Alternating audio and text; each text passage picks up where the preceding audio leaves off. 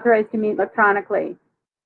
There is no physical location to observe and listen to the meeting, which was authorized to the governor's emergency order. However, in accordance with the emergency order, this is to confirm that we are publicly providing public access to the meeting by telephone with additional access possibilities by video or other electronic means. We are utilizing Google Meet's platform for this electronic meeting. All members of the board have the ability to communicate during this meeting through Google Meet's platform, and the public has access to listen and, if necessary, participate in this meeting through dialing the following number: 401-589-5664, and password is 230292632 #, or by clicking the following website, meet.google.com/ddx-apoj-xfy. Providing public notice of the necessary information for accessing the meeting. We previously gave public notice of how to access the meeting using Google Meet, and instructions are provided on the town website at rollinsford.nh.us. Providing a mechanism for the public to alert the public during the meeting if there are problems with access. If anybody has a problem, please call 534-1049 or email at admin@rollinsford.nh.us. Joining the meeting if the public is unable to access the meeting. In the event the public is unable to access the meeting, we will adjourn the meeting and have it rescheduled at that time.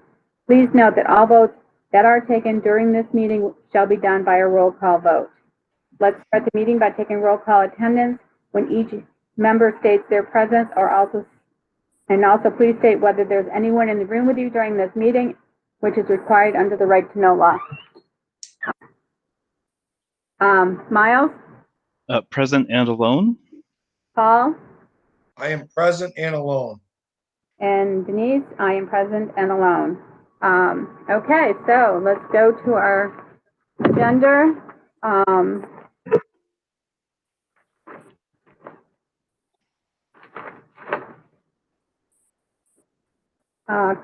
Community input. Hearing none. Consent calendar. I'd like to change one thing on the minutes of the 29th.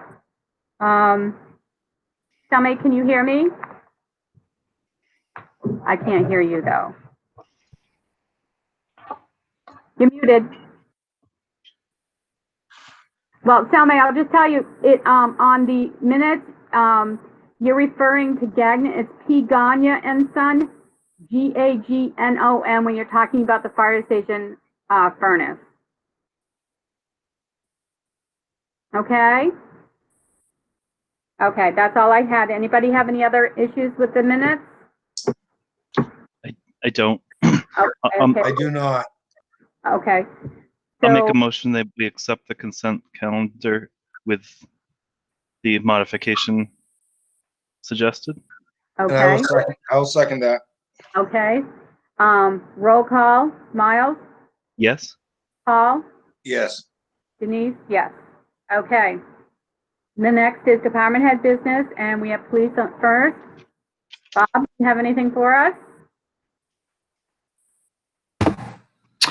I do. I just want to give you an update as to the event that we had occur in Rollinsford Friday night and Saturday.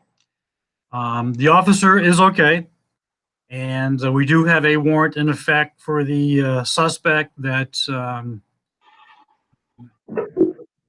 really did it. It wasn't much more of a drag of the officer during the motor vehicle stop as it was a sidestep. He sidestepped a couple steps as she drove off. He disengaged and she was able to take off. So, so the officer, fortunately, was not hurt. You may see something on Facebook where they're now blaming, because the suspect's husband is a Dover police officer. So now Facebook is blowing up, cover up, et cetera, et cetera, et cetera. So I just want to make you aware of that fact. Okay. Okay. Anything else on that particular incident? Anybody have a question about that incident? No, I'm sorry, Bob, but I'm completely unaware of that one. I apologize. So Yeah. it obviously made the news or paper or something. Yeah, it made Foster's. Okay. Okay. I did send all the select board members a text over the weekend just to make you aware of the situation. Yes, and I apologize. I have that updated now, and I will send everybody my updated text. It's working fine. Okay. So Okay. Okay. just updated it. All right, terrific. I spoke with the town administrator today about the wishes of the town clerk reopening town hall, at least on a limited basis. I will have a plan put together for next Monday, so you'll have a week or so to review that. And we can discuss it in 2 weeks from now at the next meeting of the select board. But I'll give you a week anyway to do it. Okay? Okay, I appreciate that. Yeah. Thank you. Yeah, and the last item that I have is I've submitted a purchase order for the repair of the electrical system for our window in the lobby. The microphone and speaker system is not working now. It's a unit that's about 27 years old. And, with the COVID, I anticipate being around for quite some time. It'd be nice to get that unit working again so we don't have to open the door and have direct contact with people on a day-to-day basis. So I've got 1919 made out to Diebold for $785. Okay.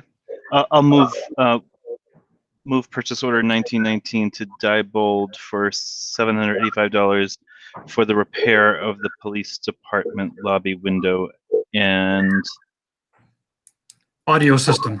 audio system. Sorry. Thank you. And I will second that. All right, any discussion on that? Nope. Okay, I'll call the vote. Miles, Yes. Paul, Yes. and Denise, yes, I'll sign the purchase order. Okay.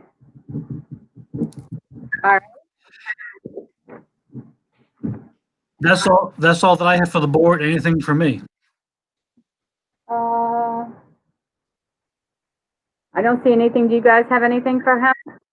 I didn't. Well- No. Bob, the only thing I have for you is I was out Saturday walking and I ran into Mr. Vermette, Sonny Vermette. And he was showing me a place on the side of the river where somebody, not him, but some stranger had cut a couple trees right on the river. So I told him his best response would be to get a hold of you and let you know. And also maybe get a hold of the conservation people, but it was literally cut within 10 feet of the river, right on his property. So I was a little, I don't know, for better words, taken back that someone would be that callous. So I'm just bringing that up to you, Bob, because he brought it up to me. Okay, I'll reach out to him and see if I can get some more details about that.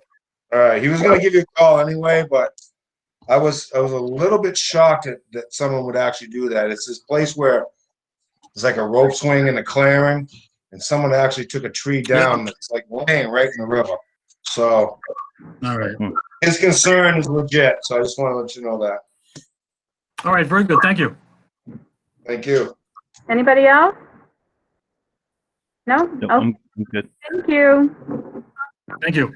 All right, have a good night. Thanks, Bob. All right, we'll go to highway because I don't see fire here, right? Nope. Well, okay, so we'll go to highway. George, do you have anything that you want to bring to our attention? Yep, I do. Some good news. The road project come in about 11,000 under the estimate for Sligo. Oh, that's good. And we did fine grading today at Kelwin Drive. Hopefully be paved tomorrow. The rain pushed it off this afternoon. So that need to be paved tomorrow or the next day. And then we'll get back to work on the sidewalks. I do have a couple of POs. Yep, I get a PO, there's a project that Belanger's doing on Second Street, that it's a driveway face on number 410 and 412 Second that needs to come into the road about 7 feet because the road's broken up there. They'd like to fix that while they're there and while they repair that driveway so the water runs down the side of the road instead of into the driveway. And the road is broken up and they said they can dig it up, fix it and repair that for $1,000. So I'd like to be able to get that done while they're right there, which would make more sense than pushing it off. And that's a PO 1830, and we can take that out of, well, we could probably take it out of road money. I was gonna say, if we save some money on FIGO, we can just take it out of there, can't we? That's what I was thinking. Caroline, yes? Okay, good. Yes. All right, so instead of road maintenance, you're gonna take it out of paving money, right? Yeah, that would probably be the best place for it. All right, I'm gonna just change your PO to reflect that. All right, thank you. I'll go ahead and move purchase order 1830 to Belanger Paving for $1,000 for the road repair on Second Street. Correct. And I'll second that. Okay, all right, so open for discussion. Can you clarify it one more time? I thought I heard you say it was at the end of somebody's driveway. It's in the road, the way the road and driveway meet, the road is broken up as well as the end of the driveway, which is causing the water to run into the people's yard. And when he wants to pitch the road the way it should be pitched, repair the damage there. He wants to fix the edge of the road while they fix the driveway so the water runs down the side of the road instead of into the driveway. So we're not fixing the driveway as well, right? No. Oh, okay. That's No, only our portion it's about a 7 by 32 foot width for one of Now the is- apartment houses. Are they repairing their driveway themselves as well? They're fixing, that's correct. They're fixing that. That's why they asked if we would fix our portion at the same time so they wouldn't have to put a seam in it. Okay, so Belanger's doing both? Correct. Oh, okay. And that's not a guarantee yet. Oh, okay. What, that he's doing it? That he's doing it, or it's gonna be done? Yeah, right. Which one? That he's doing it, or if it's gonna get done? I haven't heard if they accepted the bid, but I also spoke to the homeowner or the association owner, and they were hoping that we'd be able to do part. And I said, we'll do it as long as we're working with Belanger. We're not going to chase we're not going to wait for every bid you get Yeah, to get it done. I mean, and we know what Belanger's work is like. okay. All right. Any other discussion? No, I'm Nope. good. I'm Okay. okay with it. All right, I'll call the vote. Miles, Yes. Paul, Yes. and Denise, yes. So I'll sign that purchase order. All right.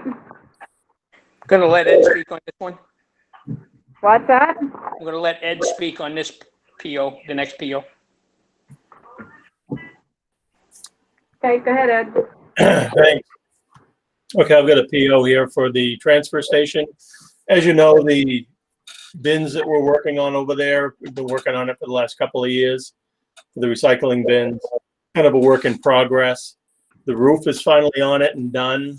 We got the rest of the metal for that you folks gave me I don't think you gave me a PO on, but we talked about, because it was under 500 to finish that. The roof is all on and done. And now that we know what we need for the metal for the sides and what it will take to finish it up over there, this should do it. So I've got a PO number 1829 made out to Middleton Building for $1,500, not to exceed that. It should be quite a bit under that. The metal to finish the sides, front and back, is about $900. It needs to be ordered. It's going to be green like the shop is over there, the highway building. Mhm. And then it's just some more 2x4s and some plywood to finish up making open slots to dump the plastic and metal and whatnot, the tin cans and whatnot through. We're going to close that area up a little bit and put some sliding doors on it that'll keep the rain from blowing in there. So the whole thing has been a work in progress and kind of a design in progress. So this should finish it up over there, and we'll be in good shape. Okay. Any questions? Okay. I'll go ahead and move purchase order 1829 to Middleton Lumber for up to $1,500 for materials to finish the recycling bin project. All right. And I will second that. And so Ed, so make this complete, right? It should, yep. George and I went Good. over and measured it last week for the metal that we need. I want to close in the two ends all the way down past the particle board that's there, right to the concrete Jersey barriers. Perfect. Make that all nice and weather tight. And I think we've got it all figured out that this will do it. Good. That's fantastic. Okay. Any other questions? Can I interject a question? Yes, I'm just noticing that the repairs and maintenance at the transfer station is already overexpended. It was never a big budget to begin with. So I'm wondering where you are taking this from, or I just want to note from the board that we have to find this from contingency or elsewhere. There is money in the highway side on the maintenance for the highway. There should be about $4,200 left. Yes. Okay. 4219 to be exact. So that's where I just put building maintenance down, and it was today I looked at the numbers and thought, well, yeah, I guess transfer station side is actually overdrawn by $340. Yeah. But George and I talked, and we don't see a problem to take it out of the highway side building. Okay. Up to you, folks. And George, you're okay with that? Fine. Okay. All right. So it's going to come out of the what was it again? The Building maintenance, but it's highway. highway. Okay. I'm going to just modify the PO to reflect that. Well, Denise, if I can caution you, I would suggest that you leave it where it is. We just I need to do a rebudgeting workshop and take budget dollars out of highway to put in transfer station, but it's still better to leave the expense in the transfer station so that we can see how much money is going into the transfer station. Got it. I just crossed it off. Yep. Awesome. Thank you. Yep. Good idea. Thank you. All right. So any other questions? I have one question. Sorry. Go ahead. So how are we making out with the sidewalks? Well, we got to get this one done first, please. Okay. Okay. All right, good. We're voting on the purchase order of 1829. So roll call vote. Paul, Yes. Miles, Yes. and Denise. Yes. Okay. So I'm signing the purchase order. Thank you very much. All right. Can I just ask one question while we're still on the transfer station area? Sure. I noticed that you had put your plows and everything at the end of the bins before you go up over the hill. Is that your intention to keep there for going forward? This year, George can chime in on it. Okay. No, we just stuck them over there so we didn't have to have them. I didn't want to put them in the side of the salt shed because of the salt eats at them. Mm-hmm. And we just put them out there to keep them on the hot top instead of in the gravel, sinking into the gravel that's beside the building. We're still with our intent is I'm going to put in the lean-to as soon as we can get approval for that. And we'll be able to put them under cover on the right side of the garage where they were, where most of them were last year. Well, I know that was your intent, but wouldn't it be good to have a lean-to there and have it be on the hot top? With the amount of hot top it would take, we could put hot top underneath the lean-to before when we build it. That's what our plan is. We can't keep putting a lean-to onto another building where they are right now because the glass is in between them. Okay. Okay. So I'm going to put the lean-to into the CIP if we need to, unless we can find money to be able to do that this year. Well, that isn't enough money for a lean-to, though, is it? You just put it. About $5,000, not counting hot top. You need to put that in your budget, not in CIP. Okay. It needs to be CIP. Okay. Well, we can do that unless if we have money at the end of the year. I would think, if we could probably get it done. However, that's just something we can talk about. I know this money's tight and we're not going to be, spending it unless we absolutely have to. Yeah. And which brings up another point while we're talking about finances. I don't know what your plans are with the finances, but it looks like the hot top prices are down. So I didn't know if you wanted to rethink the Woods Run paving project. That, yeah, I mean, it was a $10,000, $11,000 difference when we did Sligo Road because prices were down on hot top, etc. So I'm just, we had talked about putting it off, but you guys wanted to see what's going to happen with this COVID stuff. So I wanted to give you a heads up on that. Well, why don't you get us another quote to see what it really is going to be total? And we can, I'll get a hold of Chris and do that. and we'll talk it at the next meeting once we know exactly what it's going to be. Okay? Yep, I can do that.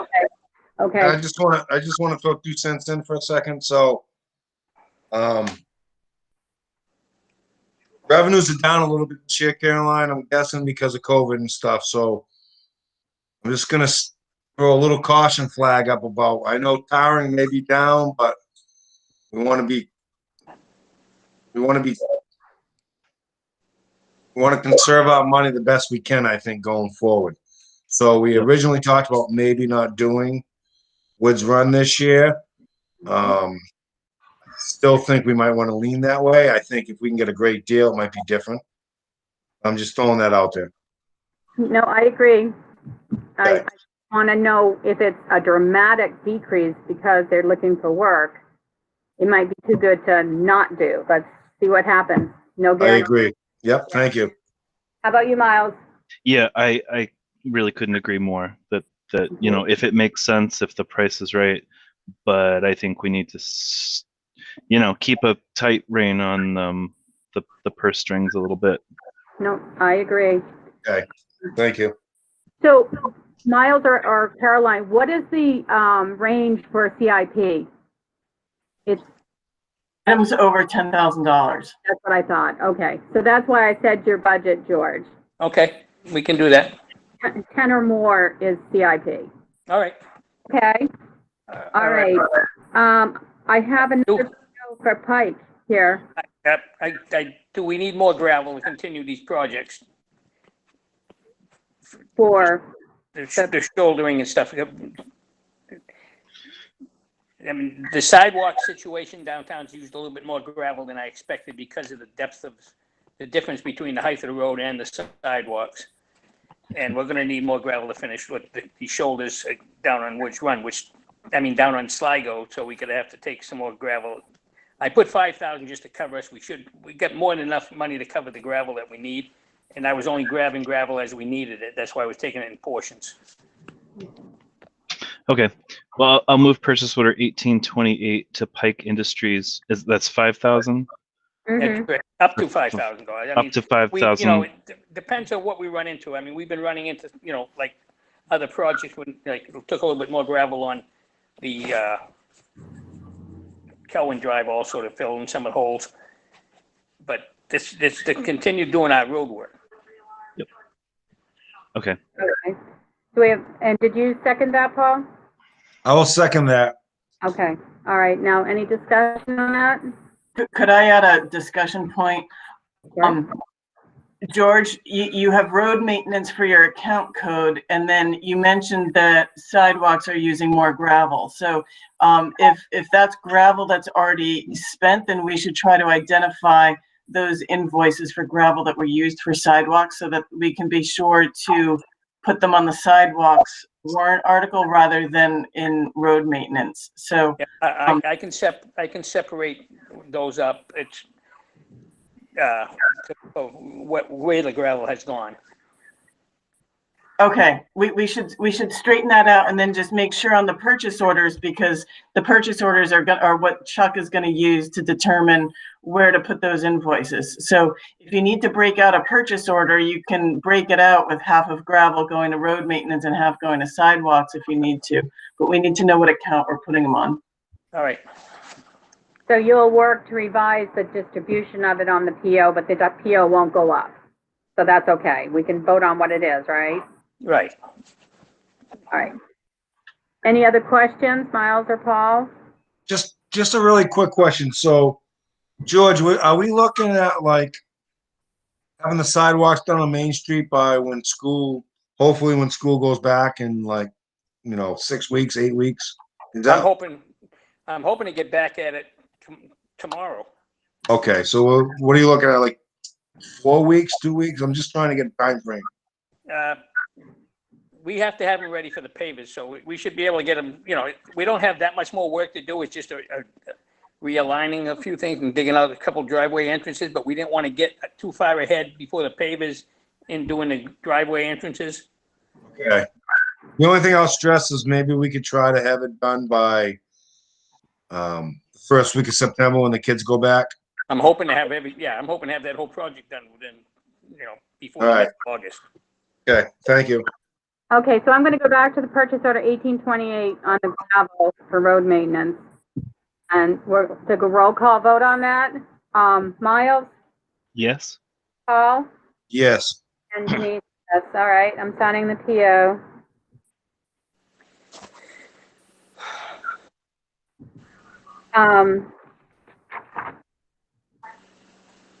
Okay, so now let's go back to sidewalks, which is C2. The sidewalks on Main Street, George, what is it going to look like when it gets down the next? Different than what was there. The scope of it Okay. going to be as when I voted for the sidewalks. Can you explain a little bit of why? What I would like to do is more towards the town hall area where they park cars on the sidewalk, on the lawn and stuff, to where the lawn is, it's not quite as wide as it is up towards Locust. We're gonna keep the grass in between the sidewalk and the road as far as we can. But you got people that they park, even if we tried to put a lawn in, it's not gonna grow. So we're figuring we could pave a little bit to have some parking for some of the people there. Whether that's what you want to do, we can put grass in the whole way if that's what you want.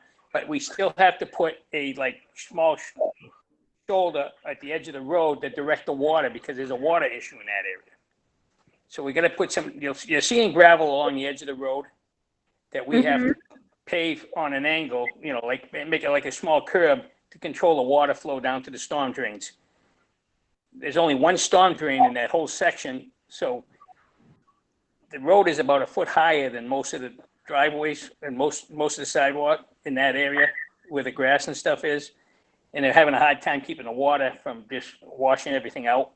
We're going to try to put a lip from Locust Street all the way down to the storm drain, which would be just a slight incline, then drop when they pull into their driveways to stop the water from running into their properties and to try to control the water to go down to the storm drain. Where we can fix the grass, we're gonna put the loom back in and fix the grass after, once we get everything paved. We don't wanna do that until the paving's done. We can put the loom in the center and put grass back in to make it look similar to what it was, except where people are parked, unless we put no parking to stop people from parking on the grass there, but they ruined, what was there before, causing mud and holes between the sidewalk and the road, where the water was collecting. So, that's why I'm trying to towards maybe the last three houses from Small's in front of his house towards town. It's narrow.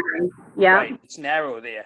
So I was thinking if we could put that little lip and they could have some parking in that area and it'd also make it easier to remove the snow this winter. So is that swale going to hold up to people driving over it or? No. It's not a swale per se. It's like they call it a Cape Cod curbing. It's made with hot top. It's similar to a Cape Cod curbing. It's a slight angle enough just to control the water flow, which is drivable. And the plow could actually still ride up onto that swale or that small curbing. It's just to control the water more than anything.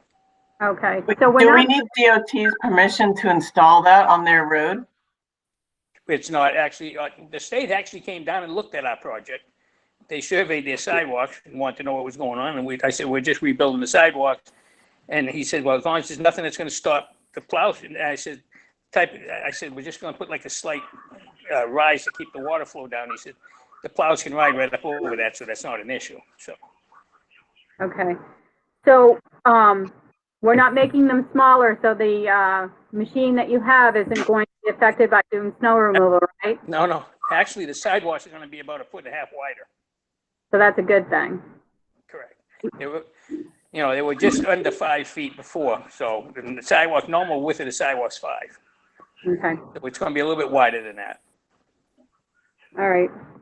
All right. It's not Any, gonna be a parking lot, it's not gonna be, we're not running a new turnpike down through there, we're just like getting the sidewalks level and, a little bit wider than what they are, so we're not riding with one wheel into the grass and stuff when we mow and stuff. I mean, when we plow and stuff. so if it had, grass growing on each side of the sidewalk, that's gonna be maintained then, is what you're saying? The area that had the grass on each side, Most except, of them were being maintained by the people that live there. no, it's gonna still be that way, is Oh, yeah, we're gonna go grass as far as I can go. except for maybe at the end towards Foundry, it might be a little pavement versus grass. Right, there's a couple of houses. Okay. Okay. Any other questions on sidewalks? Nope. Okay. No, no, good. No, okay. Okay. So you didn't have a PO or anything for that? That was just an informational line for sidewalks, right, George? That's correct. All right, thank you.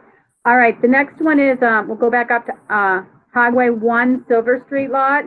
I asked for that to get put on because I would like to see that lot get cleaned up a little bit, just to be, it's quite messy and, it's town property, and I think that we should at least up once You or talking twice a year. the tree and stuff, Denise? I'm sorry? You talking about that tree and stuff that's down, to get that cleaned up out of there? Well, just kind of either mow it, the block, whatever. I know that some of it's gravel, but there's a tree down, there's a lot of stuff up in the middle. If we can either weed whack it or mow what is grass and maybe get the tree out of there. I just think it needs to be cleaned up a little bit. I mean, We can do that. yeah, I mowed it once. okay. Well, yeah, I don't know, it just seems, it's more not grass, it's more of the Yeah. stuff all over the place, unfortunately, but probably could be weed whacked versus something. You guys have weed whackers, right? Oh, yeah. Oh, yeah, so I'd like to see that cleaned if the board's okay with it too. This is something I'm thinking about. I can see it and it's quite messy. So, yeah, so you're saying it's an eyesore, so it's town property. I'm totally good with that. Yeah. Yep. Me too. Okay. Paving is priority for sure, George. Don't get me, but Yep. somewhere No, you can fit it in, I'd really appreciate it. And maybe like once or twice a year, we can keep it up and, make sure it looks nice. Yep. Yeah, we can do that. I agree. Okay, very good. I don't think we have to take a vote on it. It's just kind of an information that we'd like to see that happen. Okay? Yeah. That's All right. fine. Great, thank you. All right, transfer station. Did you have anything else, Ed? No, I'm all set. We were closed for the 4th of July. Everything went fine. The following Monday, I did have 3 guys working that night, and it was a good thing we did because we did get, they did get quite busy over there. Handled everything we had come in. The guys appreciated having the Saturday off, so thank you for that. Mhm. And You're welcome. Should have it. yep, no, we're starting. I'm hoping that we're starting to slide back a little bit more on track tonnage wise. So things are looking okay. Good, Good. good. Good. All right. Thank you. Thanks, Ed. Thanks, Ed. Fire's not on here, right? I don't see them. Well, good night, everyone. Thank you, George. Thanks, George. Thank you. No fire. Okay, so I'm just gonna bypass them. If they come on, we can have them come on. So I'm down to town administration, RWSD update. Caroline, do you want to do that? I can do that. So the board on Friday received the memo from the attorney that we've engaged to look into the RSA 91A right to know violations. The primary concern was really about the annual contract that the commissioners seem to have hastily engaged in. The summary of the attorney's letter is that there may very well be a slew of right to know concerns with the commissioners. However, with the recent election, since we now have 2 new commissioners, his recommendation is to try to work with the new commissioners to get the information that the public is seeking, to try to determine for ourselves how things were conducted and whether things were conducted fairly, and to try to move on. That he did not comment on the validity of any right to know violations that he didn't look into. He only really looked into the contract. And it seems as though with the contract that it is feasible that through a number of non-public sessions that the commissioners could have come to the conclusion to engage into a contract. It's still true that at some point they should have come to a public session to say that we are going to be looking into contracts and then had a more public process, but it doesn't rise quite to the level that we had of concerns, it seems. Not to say that it happened in the right way, but it just, in and of itself, is probably not going to prevail in court based on the slew of non-public sessions that led up to the signing of that contract. Separate and apart from that, it is worth mentioning that he in his letter, he noted that he's engaged with these situations, utility village districts within towns before. They are often politically problematic in similar ways. It's not an uncommon scenario, and you're subject to this every time there's an election. And so he just wants to remind the select board and the people of Rollinsford that the only true way to avoid this situation in future is for the town to engage with the district commissioners and talk about whether or not it's a good idea to take over the district, which would require a vote of the townspeople and the district voters. He's not advocating for that, but just pointing out that that's really how you disengage from having your public utility subject to these political turmoil. So my only concern, since I was at the meeting when he verbally admitted that he also used his own personal email to conduct sewer and water district minutes with the negotiation of this contract. And I find that unacceptable, to be honest with you. And it's covered under the right to know law. Anything that an elected official does with any email address is subject to right to know law. So if the board wants to file a right to know request for all the documents pertaining to that contract and how that contract was negotiated and came into being, it would be prudent to ask in that request that it include any and all email addresses from any of the commissioners. And then, yes, that would mean that the commissioner's private email address would be subject to right to know. And any emails sent from a private email address would have to be provided. There's no hiding behind a personal email address when you're engaging with public business. So it's not illegal to use one's personal email address. It's it does make people wonder why one might do that, and so it does cause some suspicion, but particularly because you don't know at any time if that's happening or not happening, but it is still subject to right to know requests. Well, I agree, but he did admit to that he was using that address, his own personal address, not his personal sewer and water district because they all have their own emails like we do, and then they have the commissioner one that, like we do with the selectmen.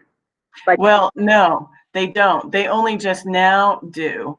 They only No, just I know, now I know. have, yeah, before they do just now. had that one commissioner address that they were sharing. yeah, but I don't, if you're negotiating on behalf of a company or a business, you should be using, as we would have been using the selectman or our designated admin or whatever. So I find it unacceptable, but I'm not willing to spend legal money on it at this time. However, I do believe he shouldn't have done it. So I'll leave it at that. Any other questions or comments on the our Water and Sewer District update? So at this point, we have the memo from the lawyer. I do think it's a great idea to start engaging with the district commissioners and meet with them periodically, and start a conversation. I'm not convinced that you can't repeat what happened. It all depends on who gets elected onto what board. Yeah. Could be, it's, this board isn't immune to 91A violations. Not suggesting any current members, but could happen anywhere. So I guess my question is, like, that ends our legal inquiry. If we don't want to pursue it, which at this point, with the changing of some of the commissioners, I believe that we see how they go. And Yep. I wouldn't vote to spend any more legal money or pursue a suit against them at this point. I think they're going in the right direction. I attended their last meeting, and I was very impressed. So I think that we're on the right road. Great. Good to And hear. I agree with that. What I've heard is positive feedback, which we haven't heard very much. So Right. that's good. That is good. And if, as long as it stays going down that road, then I think that we're okay. And if it changes, I know I'm going to stay on it because I'm in the district. Caroline, I'm sure, is going to stay involved because she's in the district. So we'll be the ears for a while, for sure. So, okay. Mhm. You get the answer you were looking for, Caroline? Yes, that's all. It's really an up to date and to see where the board is at. So I think we're good with that. Okay, very good. All right, so let's go to town hall opening. Kate sent us a letter. Bob also addressed it tonight about his plan. What did he say? He was going to have it for this coming Monday for us to review and then For this discuss? coming Monday, so you would have time to review it before the next meeting. So it would be 2 weeks before we would open again, if that's the plan. This week and next That's the plan for this next phase, which would be the front office open to the public. week. Yeah. Okay. So what do you guys think about that? I think it's time. I think with masks and hand sanitizer, we should be able to open up. I mean, is everybody, Caroline, is everybody back? Are you back and everybody else is back working? Marketing. Oh, I think that was her dog. I can see Miles' dog in the background. No, I don't Yeah, I think I that was started it. Sorry about that. No, not everybody. Really, mostly I'm the one that's not as much back. Everybody is more back than not, with the exception of me, because Chuck and I share space. Even though we have separate offices, we share space. So I tend to go in a couple of days a week when I know that he's not there. We can certainly work through that. I would just caution you that there is no mandate about masks, so we can certainly put a large sign on the door, but if people don't stay 6 feet apart and if people choose not to wear masks, then there's not a whole lot we can do about that. And we're just, I suppose, going to have to rely on people who are uncomfortable with that, removing themselves from the line and coming back when they're comfortable if other people around them are not being safe and courteous. What do you mean by where don't have that, we can't give that direction? Are you saying the state is mandating it, can't mandate it, or we can't mandate it? You can absolutely say what the rules are in the town hall, but there's not much enforcement action we can take if people aren't following the rules. The state will not, there's no enforcement of not wearing masks. It would certainly be helpful if we could have a volunteer or somebody be a friendly, voice in the hallway to offer people a mask if they need one, or remind them to go back to the car and get their mask, but we're not staffed for that. So when you do open up, I guess it's just going to be whatever it's going to be. And I would hope that people wear masks, and I would suggest that we put a large professional looking sign on the door telling people that masks are required and to please use hand sanitizer when they get there and get inside, and what it needs. There's no enforcement mechanism. So what I would suggest is, exactly what you said. You put signs up. I know that you can't enforce people to wear masks, but you can, you put signs up that say highly suggested. Like, I was just up at Winworth Greenhouse, and they said, masks aren't required, but they're really highly suggested, and please wear them to help out. And if we can get 95% of the people to conform, that's pretty good. And to be clear, you can require them, because you do make the rules that around the facilities. You absolutely can require them, but just because they're required doesn't mean you can really do very much when people refuse or show up without them. So if they refuse, can we require them to use a drop box instead? You certainly could try that, but if it depends on what this looks like. If Kate is at that front office by herself and she's busy with customers, she's probably not going to notice whether the second or third person in line is wearing a mask or not wearing a mask, because she's busy with the person in front of her. And then if she is, if she happens to catch that and say something, then that doesn't mean that's probably a conversation that's going to ensue while she's having a transaction directly in front of her. She can't do two things at the same time, I guess. And so, we can certainly suggest that she do the best she can with that, but that doesn't mean that people will say, of course, excuse me, I'll use the drop box, because more often than, I would expect that they're in there because they want the in-person service and because we're open. So I don't know that would, I don't know.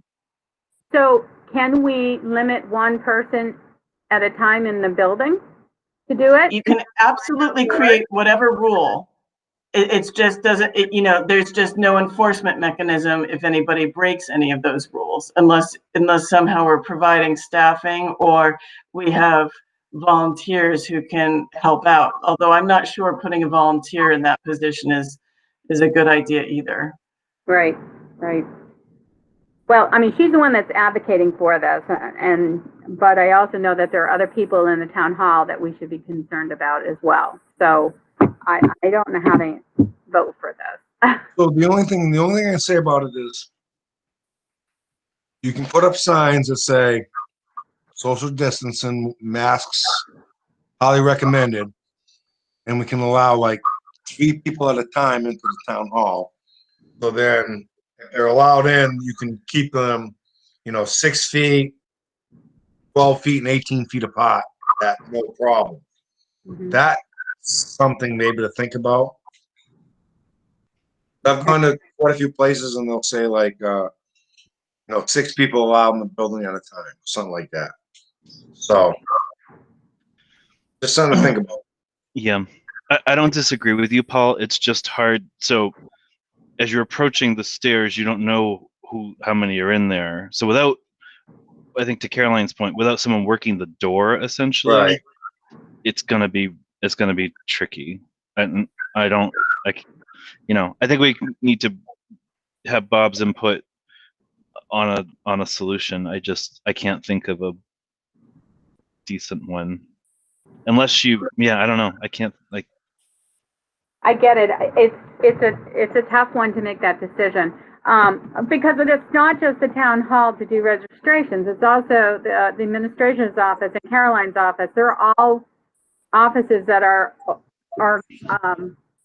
have an open door or whatever that people can just randomly come in unless they lock the door when they're in there, and that's their protection and their choice. But I'd like, let's see what Bob brings us Monday, and Okay. we'll again on on Monday, and just see, let's give us some time to think about it. Okay, is that Oh. fair? Sounds good. Just tell Kate that it's not going to be for 2 more weeks, Caroline. Okay. Thank you. All right, stormwater asset management authorization. Okay, so there are 2 items related to the stormwater asset management grant. One is the contract in the folder, which the board authorized Denise to sign at the last meeting. It wasn't signed because the engineer hadn't yet signed it, but the engineer has signed it. So now there's a signature flag on that, Denise, if you wouldn't mind signing the contract. And then separately from that, there were several addenda to the contract, to the asset management grant application, rather. One of those was the authority to allow both Denise and me to administer this loan. And that essentially means cutting checks to the engineer periodically for the work that's been done to date. You don't have to grant that, but I'm hoping that you will, for the simple reason that the form is filled out that way. And the form is kind of a tricky form, and it would have to be undone in a few places. But that is the nature of what I'm looking for tonight, is authorization to administer the asset management grant on behalf of the town with Denise. Okay, so I'll make a motion that we allow Denise and Caroline to administer the asset management grant Yes. for the stormwater. Okay, and Paul? Paul, you're muted.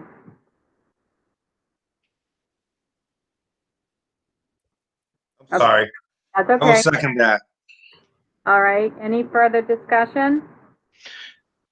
So administering, so that it's really just a bill comes in, you pay it, essentially.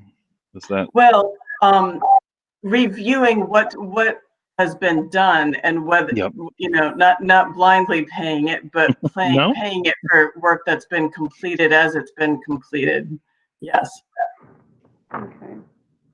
All right, We lost Paul again. yep, you left the meeting. All right, He might be having technical difficulties. okay.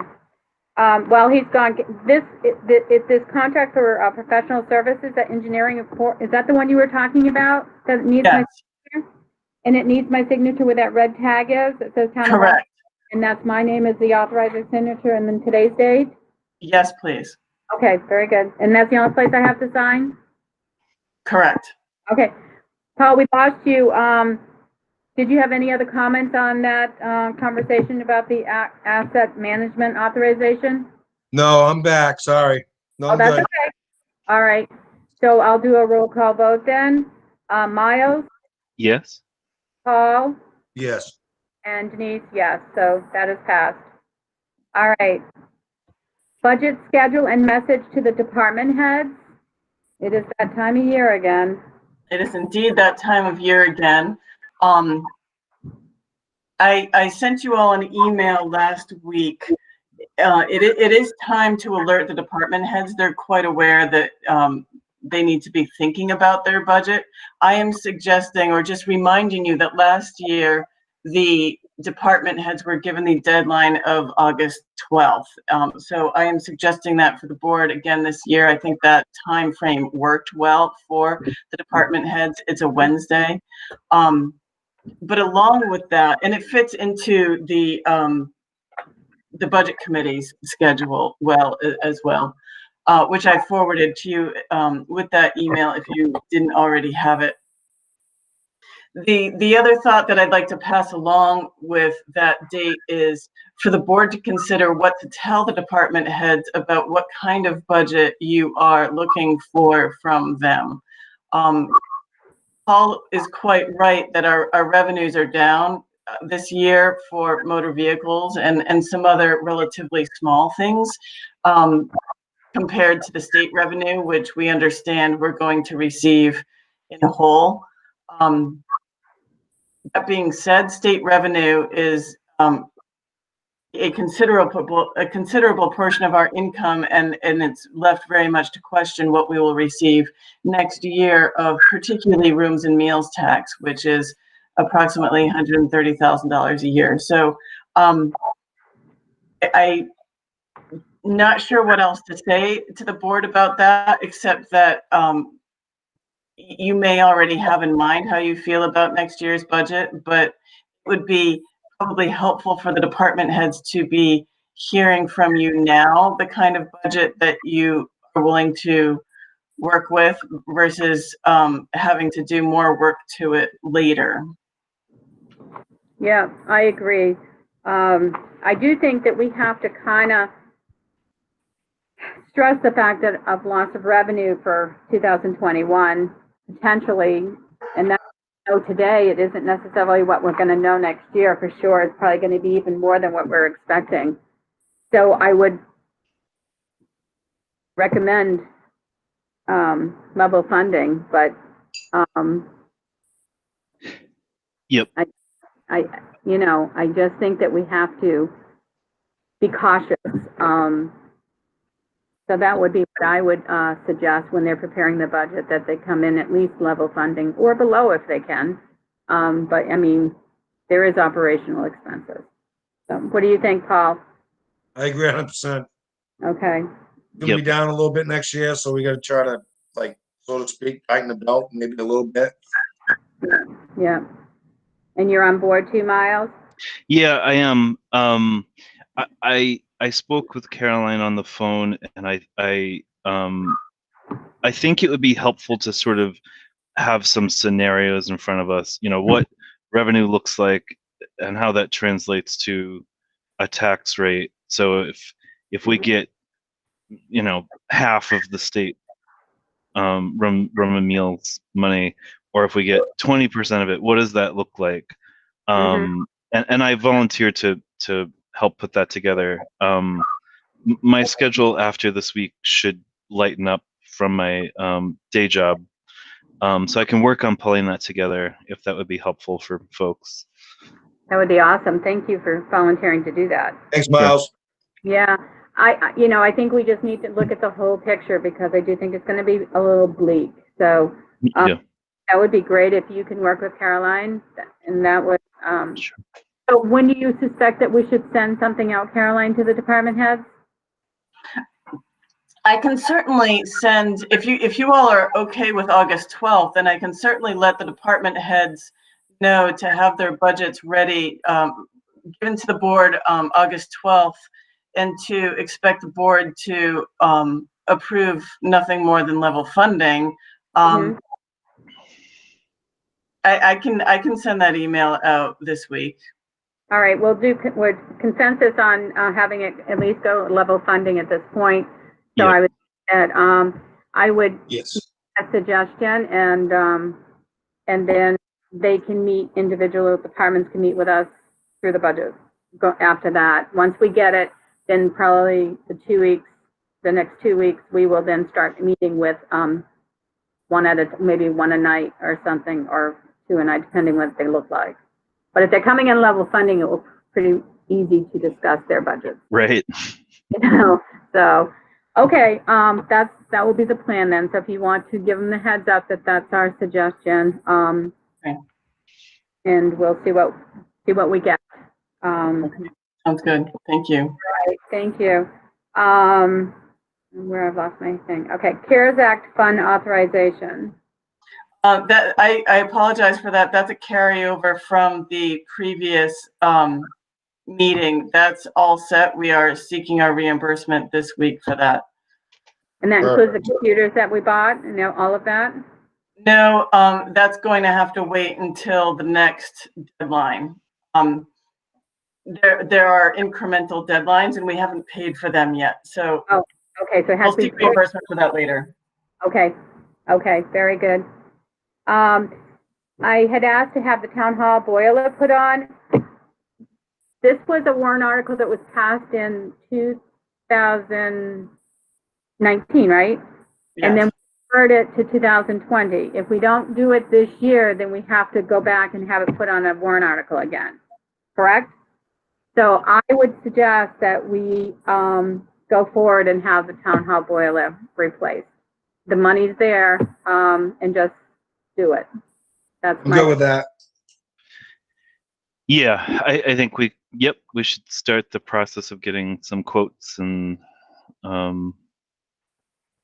hopefully it's under 30,000. I think that's what we have earmarked. It's 25. The authority's for 25. No, okay. All right, so, I mean, they may have to, depending on who we get and where it comes, they may have to do duct work or something like that, so then that, hopefully there'll be some extra in there to cover for that. Okay. All right, so, we don't need a motion, right, by consensus that went for? If you could make a motion on that one, that would be Because it's a, preferable. Thank you. do that then. Okay. Motion? I'll make a motion that we move forward with seeking to replace the town hall boiler. All right. And I will second that. All right, and any further discussion on that? The only discussion I have is, so obviously we're moving forward and you got the fire station done, so then we move forward, we get the town hall done, we should be in good shape, I hope, after this. Heating, I would think we would be, yeah. I would hope so, yes. Yeah. So, okay. What will we do with that boiler? Do you send it to someplace and get money for the weight of the material? I mean, are we able to do that? What do you do with it? My guess is that the contractor would take it away, but since we actually have a way to dispose of our own scrap metal, it may behoove us to keep it or have them load it directly into one of our trucks so that we can take it away ourselves for the revenue. What do we do with the fire station one? That's a really good question, and I don't know, but I will reach out and ask. Thank you. I don't know. Yeah, that's a good question. Well, we thought there was some residual value in that, and that we could put it up. Oh, yes, that's right. They were gonna try to sell it. The board hadn't gotten that far with it, but the consensus from the board was the will to try to private sale, that it had value still. Yeah, well, let's just make sure that they didn't get rid of it. Okay. And possibly they can store it at the highway. Yeah. And we can figure out if we have a person that might be interested. Let's find out what's going on. Where is it? Because it's all been replaced, right? It should be by now. It was in the works last week. Last week we had our insurance company go out and do inspections of all the systems as is required by the Department of Labor. And because of the pandemic, those inspections were delayed and we had to get extensions on our state occupancy permits for each of the facilities. And so now we're in compliance, but I'm not sure whether the fire department needs a revisit or if it was really in a final enough condition that they were able to approve it. So it was still in the works last week. All right, you can just drop Mark an email or Sean and find out what the status is, and then making sure that if we don't want to toss it, we want to either try to sell it to someone who could use it, or we will put it together with the town hall and go and have it done at the same time. And yes, understood. Sounds good. Yeah, okay, very good. PA 28 form inventories. What is that? I didn't know what it was. Those I'm not It's sure in the either. fourth folder. This how quickly we forget. I think that we're in year 3 of not doing it. This is the inventory report that we used to send out every year that was due April 15th, that asked you if you have any dogs and name all the people who live at your property, and have you made any changes to your property since April 1st, and list your changes, and do you have any property in current use. And once upon a time, that data was useful for the school to help determine residency. The school no longer uses the data, and nobody was using the data. So there was just an administrative cost for sending it out and not really doing anything with the form. Well, so the form is optional. We don't have to do this. The state allows us to opt in or opt out. But if we do it, then we have to keep these forms for a really long time. I don't remember if it's 7 years or perpetuity, but it's quite a long time. Wow. These are the ones you get fined. Yeah, you get fined if you don't send it in. And it created a big nightmare for Andrea, because people would say, I sent it, she never got it. And, you know, it just, yeah. People felt it I'm was a bit of a against gotcha using- because you got a $50 fine for not handing your form in on time. Okay, now I remember what that was. Well, we talked about this in length, was it 2 or 3 years ago, that we Yeah, had I think it was to get rid 2. of them. And so why is it coming back up? Do we have to do this every year? Every year, the state wants to know what you're doing. Oh, even though we said we're not going to do them anymore, they want us a year to year. Because you can opt back in at any time. So some communities do it once every 5 years or once every 3 years. Every community is different. They're not just done necessarily. All right, we probably should make this as a motion then, not to, if that's the census, not to go forward with it. So then it's on the record that we voted to do that. Yes, Okay. please. Thank All you. right. One of you, please, I'll make the motion not to go forward with it, please. with the Second. P28. Okay, all I'll right. second. All right, and so the roll call, Paul, Yes. Miles, Yes. and Denise. Okay, so we are not going forward with it this year. Okay, moving planning and zoning files. So Caroline and I had a conversation about how we can work safely, have people have enough room.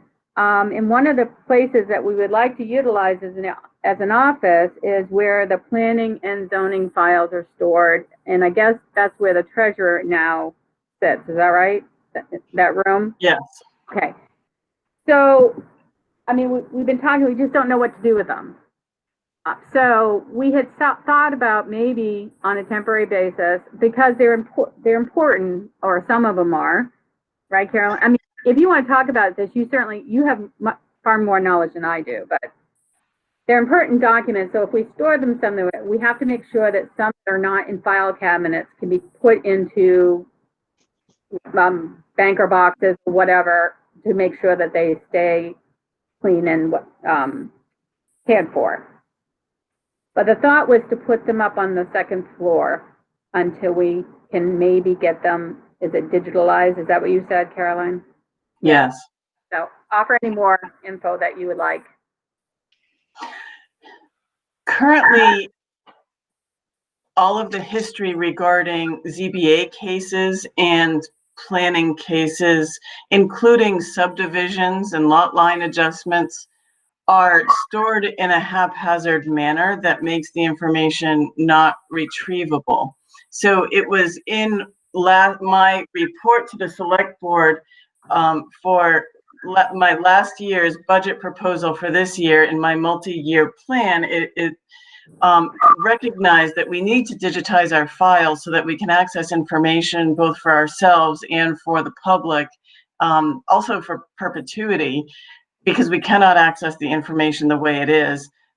They were filed to begin with in a manner that suited the people that used to work in the town office, which is to say by people's last names who no longer own the property, and the year in which it went to the planning board or the zoning board, which nobody now remembers. So there's no way to really know whether a property ever went before zoning or planning.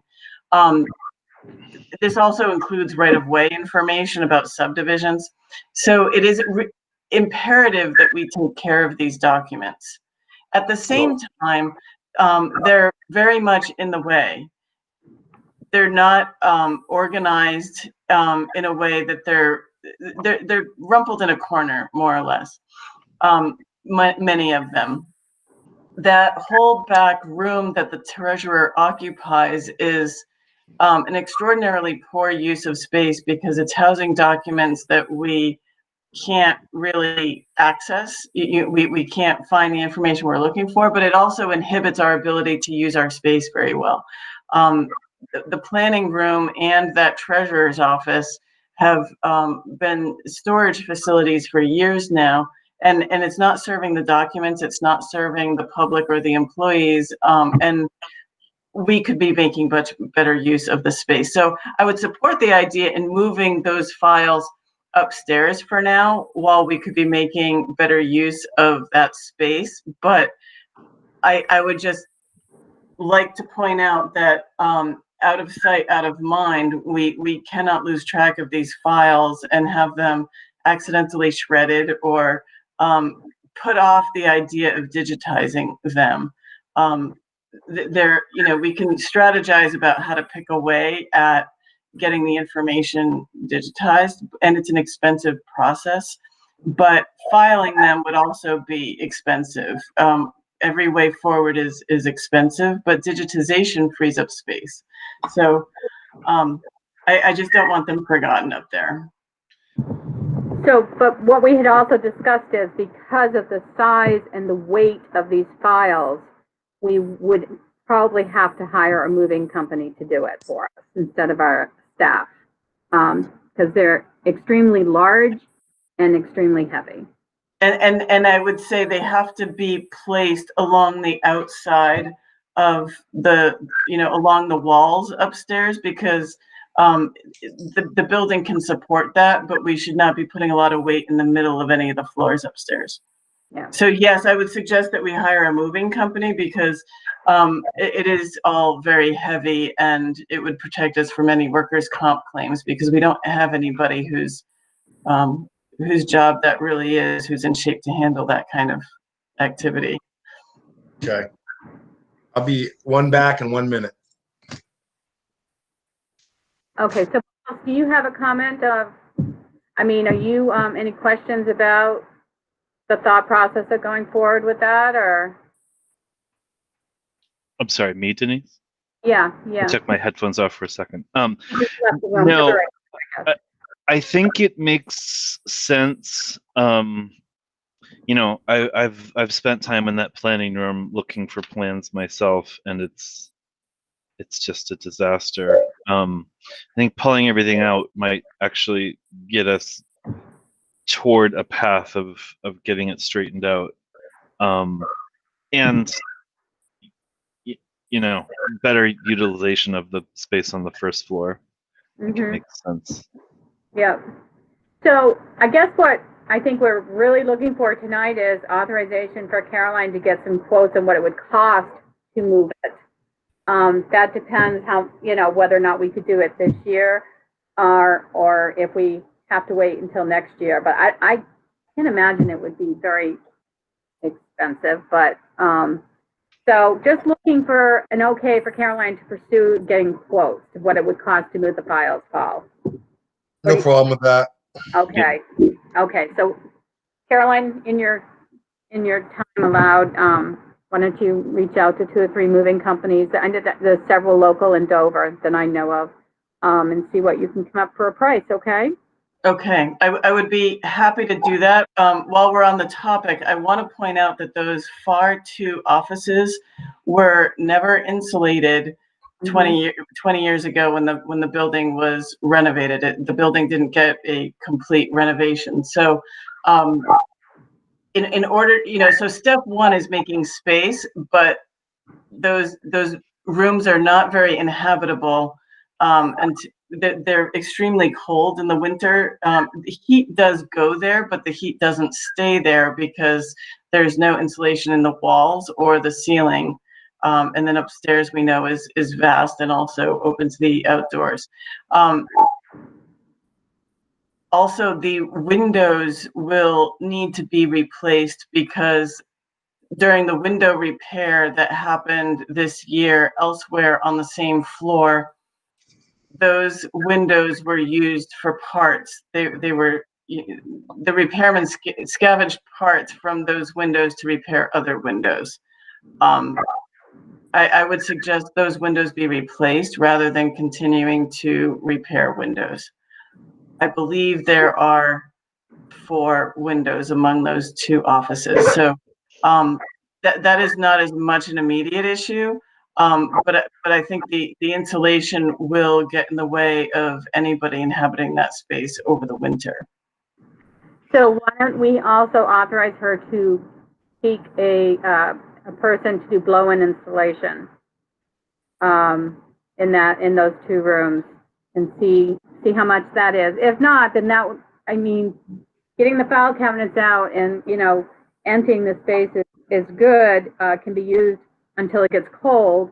And then if it goes on to we could do it for budget for 2021, if it's much to do with the installation. You know, what it would cost. I had it in my house, but it was all part of my siding thing. So I'm not sure what it costs to do that, but maybe we can seek a quote for it.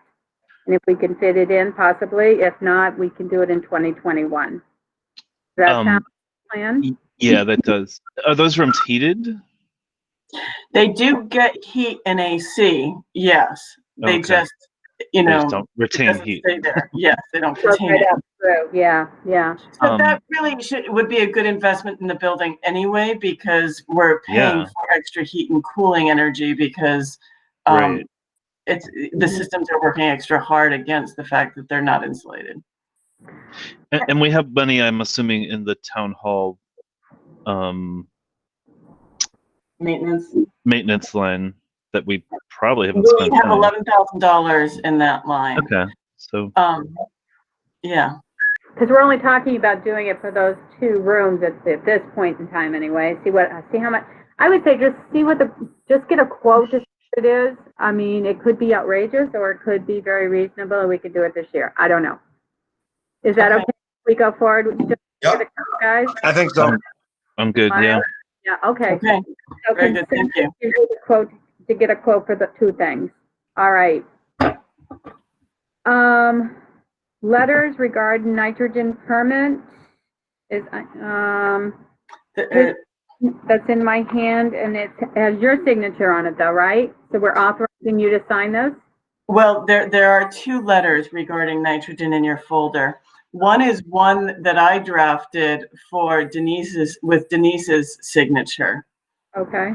And then the other one is written by the city of Dover that they are looking for other communities to join on to, which has my signature on it. It doesn't have my signature, but it has my signature line on that if the board wants to authorize me to provide an e-signature for that letter. So the one drafted, the one that I drafted is is a follow-up to the draft provided by City of Dover representing Dover and Rochester that I forwarded to the board, that Dover and Rochester wanted to have sent to the Region 1 EPA commissioner because they were remarking on how unfortunate it was that all the communities, although unified, and that was really noteworthy, and they were glad for that, nobody seemed to appreciate the adaptive nature of the permit, the adaptive management, the flexible nature of the permit, where you can reach your nitrogen load levels either with wastewater or from non-point sources, or a combination of both. And that is really the better approach for all the communities, and it will be less expensive and achieve better results. So I was asked to edit that letter to make it reflect Rollinsford's concerns about the water sewer district being a separate governmental entity from the town and how that would work with such a permit structure. In the end, Dover and Rochester decided not to wait for other communities to have their governing bodies vote to join this letter, but suggested instead that we all draft our own letters in support of their extra comment, which is what I drafted before you. I sent that this afternoon, so you have it in your email, Miles and Paul, the language, if you haven't seen it already. But that is the essence of that letter. We want to maintain, we're not waiving any of our previous comments. The comment period has ended, but since they're noting that nobody appreciates the flexible permit, we are all collaborating to say, yes, we do appreciate the flexible nature, but not at the expense of still continuing to wonder how this might work in Rollinsford, because we're a bit different and we want to maintain that we still aren't really sure the legalities around how that might work here. But unity is really important on this draft permit. So I thought it was worth joining the effort and still having a voice, but adapting it a little bit to fit us. So we're looking for authorization for me to sign this letter written by you to Michael Cobb. And are we looking for the authorization also for you, to give permission for you to sign the nutrient management strategy letter? If you feel like you can do that in the same motion, that would be great. That second letter was drafted by Dover, representing Dover and Rochester, hoping we would all sign that. And the point of that letter is to ask the commissioner to engage in dialogue with the communities. The comment period for the permit is closed, and so they have every right to issue the permit at this point or at any time. But instead, because there are so many concerns from all the communities, can we all just sit at a table? It's proposing, could we have the virtual sit at the table and talk about the draft permit and how we can maybe work out some of our concerns? Okay. So what's the desire of the board? So I'll make a motion that we permit Denise to sign the letter to the EPA, and also to allow Caroline to sign is that also to the EPA? No, it's New Hampshire Department of Environmental Services. To sign the letter to DES. Yep. Correct, Caroline? Yes. Okay. And I will second that. All right. Any further discussion? Hearing none, roll call. Miles? Yes. Paul? Yes. And Denise, yes. Okay, so I'm signing my letter, and I've attached it to your letter for you to sign, Caroline. Thank you. Okay. So, all right. Whoops, where did my agenda go? Sorry. It's the auditor letter. I've lost my agenda. Okay, the auditor letter, yes. And did everyone see the auditor letter? I did. I did. Okay, and what is the desire for that? I don't have it. I know I have it somewhere here. Hold on, sorry. Here it is. Okay. And we need to, who needs to sign it? Let me see. Oh, I do again. Okay. Caroline. All right. So this, I'll move that we authorize Denise to sign the auditor's letter. all right. Yep. All right. And Excuse me, I will second that. okay. And I'll do a roll call vote. Miles, Yes. Paul, Yes. and Denise. Yes. Do I have to sign both copies, Caroline? You really don't need to. He provided one for our file for copy, but I'll just scan the copy of the one you sign, and I'll choose not to keep a paper copy of that anyway. That's fine. Okay, so I'm going to sign it, and then Caroline signs it as well. All right. All right, and I'll attach those. All right. Next is rec director position start date. Do we need that in order to post it? Is that why it's on there? No, I think it was on there because there was discussion about whether or not it was happening now or getting delayed. I thought we voted at the last meeting to Oh, post. did we? I'm sorry, you're quite right. That's a carryover. We're Just to see if we still even have, discussing what the start date might be, but you're right, it's out there and we don't need to talk about it tonight because we're gonna post it. I would say once we see if we have any interest, which I'm not even sure we will, then we can probably have that start date determined if we have somebody who's interested or and is what needs. That's fine. Okay. Yes. All right. Are you guys okay with that, Miles? Yes? Yep, Okay. still good. Yes. All righty. So the next one is deputy clerk, town clerk position. All right. This is on because, is it what was going on? You and I, you worked on that job description and I haven't shared that with the board. I didn't know if you were ready to share it with the board. I didn't know if you wanted to pursue in the same manner or if you wanted to propose an alternative. I did a job description for the help to help the but we didn't call it the deputy clown clerk, right? We called it what did we call Administrator or something. it? What did we?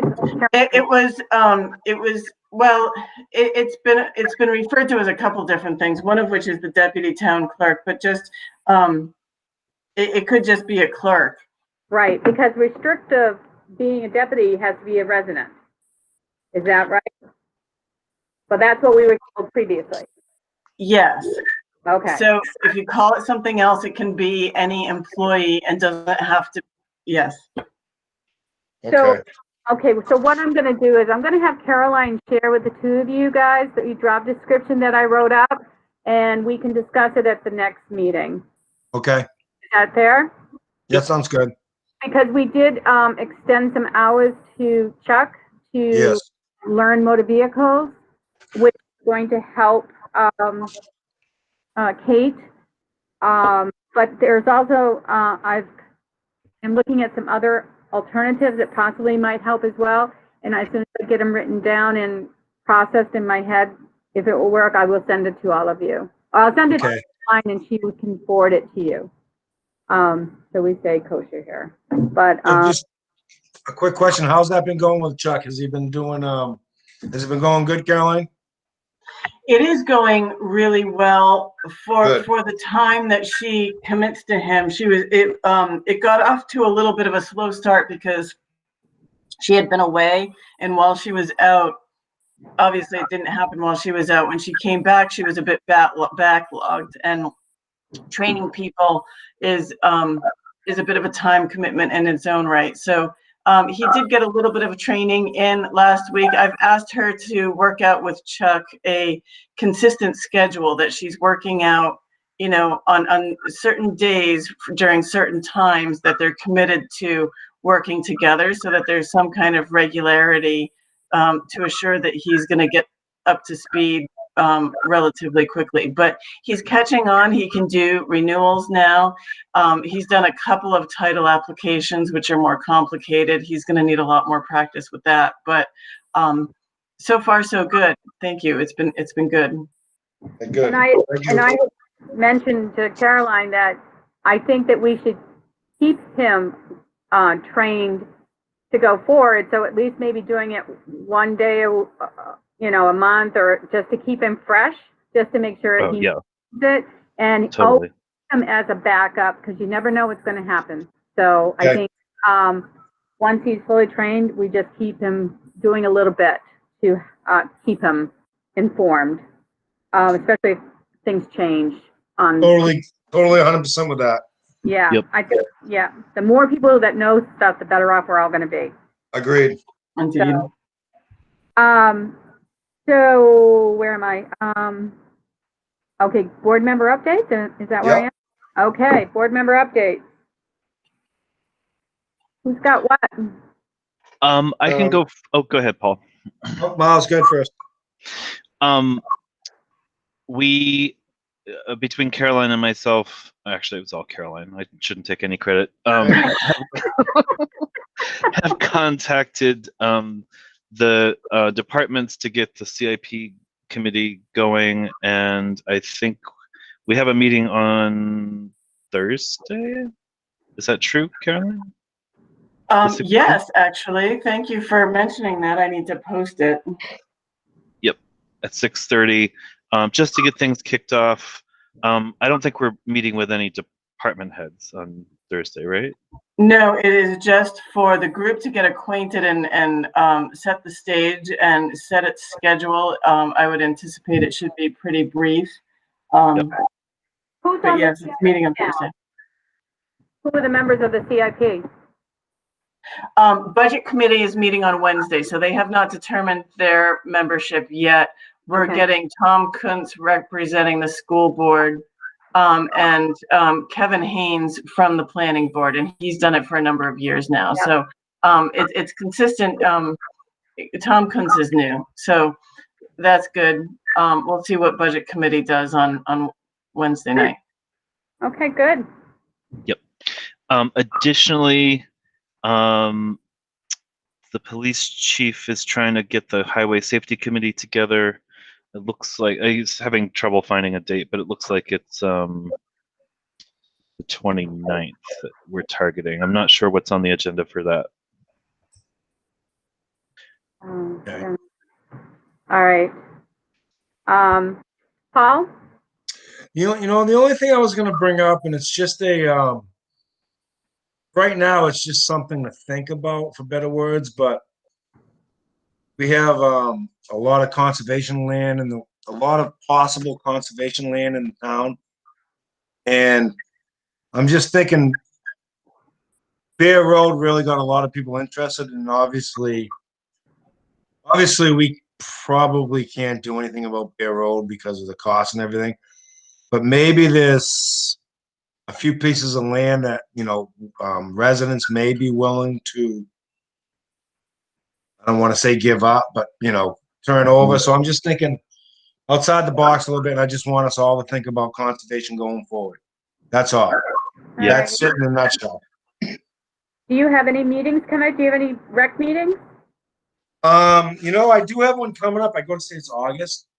And then I'm gonna hit up a few people on the rec committee about, they've had roles, but they really need to get together with people and have other people turn their roles over. So that's something I'm gonna do. There's a few people I have ideas with to try to have them solicit other people to help. Good. So that's what I got for the rec committee right now. Yeah, they need more help for sure. And hopefully some parents can help. You know, I'm gonna lean on Kelly a little bit because I know her well, and say, hey, who do you know for, you know, parents that are interested in their kids in the grade school that can help out, because she's done her time, the kids are almost out, but there's gotta be other people, so. Yeah, yeah. All right, and I have budget committee meeting on Wednesday. It's Wednesday, right? Yeah, Mhm. so I will be attending that. Okay. All right, I think we're gonna bypass, the policies, but we need to work on them solo and then be prepared, hopefully the next meeting, so we can, get going. I didn't do my part either, so I just need to Yeah.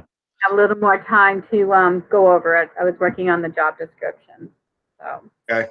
So I'm sure you all are okay with moving that on for another. Yes, Okay. I am. All right, so wait a minute, I want to make sure, because I have a few POs that we haven't talked about. Yes, good job, Denise. Thank you. Whoops, those are the ones I do have. Hold on one second. I can also just share the screen because I Okay, yeah. have them. I have Gennado's Landscaping, Yes. okay, and And if you would just take a quick look in your file, Denise, to make sure that we've got everything else. Yeah, That you don't have any other loose papers in there that need signing. There's an abatement in there, I believe. yep, it's right in my hand, yep. And something from Health Trust. but- Yeah, that one's important. All right, let's look at Gennado's first. So we have a PO for cemetery for 2 mowings for $2,800. Okay. I'll move purchase order 1731 to Gennado's Landscaping for $2,800 for cemetery maintenance. All I will right, second that. all right. Roll call, Miles, Yes. Paul, Yes. and Denise is a yes. I will sign that PO. Make sure there was another purchase order here. Hold on. And then there's one for fire. I have one for Sean. Yes. Is that the one you're referring to? Yes, this Okay. is what they were talking about last week, about the security gateway, the access point switch that Sean installed at the fire station. Okay. So we need a motion to, I'll move purchase order 1841 to Sean Glidden for $825 for the security gateway at the fire station. And I will second that. all right, any further discussion on that? The only discussion I have is I'm thankful that Sean went forward and did it on his own credit card, I believe, and helped out a lot. So that was nice. Yeah, and saved us a ton too by him doing it on his own as well, so. Exactly. So this Okay. is just for materials? He didn't. Yeah, he this didn't- is for supplies, yep. Yeah, oh, okay. That is I don't nice. think he's charging us any labor. no, I don't see it it's on, just, yeah, it's No, just, and this is a COVID reimbursement, it says on here too, right? Oh, that's good. Correct. That's good. Yeah. Awesome. Okay, so, I'll do a roll call. Miles, Yes. Paul, Yes. and Denise, yes, I'm signing the PO. All right, I have, that health trust form. we have the Health Trust Secure Member Portal Authorization User Access Form. Request for Chuck. Yes. So they have changed their billing system, so they no longer mail us bills. They have to be accessed electronically. This form is for the select board to authorize Chuck to go online and retrieve bills. Denise, I don't want you shocked when you see the next health trust bill because they are expensive and we're a couple months behind now because they slipped this through and so we're delayed because I didn't realize Chuck couldn't access the portal. So We're not gonna get penalized, are we? no. No, okay, all right. Okay, so it's looking for my signature. Is that, I'm a CEO now? Isn't that really funny? You know, they're you know, they work with government and they, yes, but you know, in an essence, in a strange way you are. Yeah, isn't that amazing? I've never been a CEO. All righty then. So, we need a motion to, authorize Chuck to be, authorized to access the portal for Health Trust. I'll make that motion. Okay, Paul? I'll second that. All right, and we'll do a roll call. Paul, Yes. Miles, Yes. and Denise, yes, I am signing this now. All right. We have we have 3 requests for disbursements for the stipends for the select board. So I can sign Paul and Miles, and someone will have to sign mine. Okay. Okay, so do we need a motion to sign those, Carolina, or can we just sign them? Do we need a motion? It's probably a good idea, and yes, it's probably, but you can do, just to do, you know, a motion to approve all of them for the 3 of you. They don't need to be separate. I'll make Okay, a so- motion that we approve the request for disbursement. And I will second that. That's for the Board of Selectmen. Yes. Yes. And, okay, so, with the question, and so Paul, Yes, I will second that. okay, and you're gonna vote for it as well, right? Yes. And then Miles Yes. and Denise, yeah, so I will sign the other 2, and then sometime someone can come in and sign mine. Yeah. Okay. I don't know if it'll be at town hall tomorrow, but I'm gonna be there to sign checks. I believe I'm gonna be meeting Caroline to get this stuff to her. Okay. So it should be there. Okay, there's that. And then we have, this is an abatement, right? Yes, so I'm asking you to sign on the back, Oh, is that a single form? That's, Yeah. okay, so then there are probably 2 abatements in the file. I don't remember what that one smaller one, but the hospital. Scarlet Lane. Oh, right. Okay. So Scarlet Lane is the new development off of Silver Street. The empty lot was accidentally assessed as buildable. It's not buildable, and that doesn't mean we're not getting tax revenue for it, but the tax revenue is equally dispersed amongst the other parcels in the development. So that parcel should not have received a tax bill, and that's what that abatement is for. Okay. I'll move we abate, yeah, abate. Is there a number, Scarlet Lane? No. Lot, map and lot. 20-19-7. Correct? 20-19-07? 7. That's it, right? Yep, -7. Yep. For $2,251. For $2,251. Correct. And I would second that. All right, so we'll do a roll call vote on that.